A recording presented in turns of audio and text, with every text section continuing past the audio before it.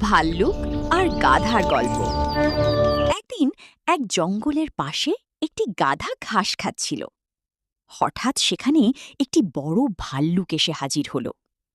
গাধা খুব ভয় পেয়ে গেল। সে ভাবল, এবার তো আমি শেষ।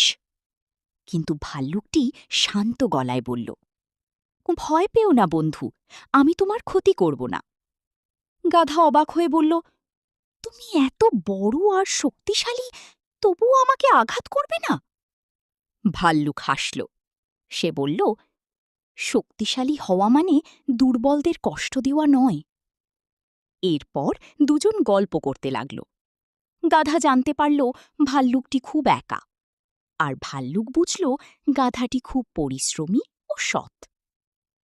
একদিন জঙ্গলে আগুন লেগে গেল। সব পশু পাখি দৌড়ে পালাতে লাগল। গাধা দেখল ভাল্লুকটি একটি গাছে আটকে গেছে। সে সাহস করে গিয়ে ভাল্লুককে সাহায্য করল। ভাল্লুক খুব খুশি হয়ে বলল, আজ তুমি প্রমাণ করলে সত্যিকারের বন্ধু বিপদের সময় পাশে থাকে। সেদিন থেকে তারা দুজন ভালো বন্ধু হয়ে গেল। শিক্ষা: বন্ধুত্বে শক্তি বা আকার বড় নয়, মন ভালো হওয়াই সবচেয়ে গুরুত্বপূর্ণ।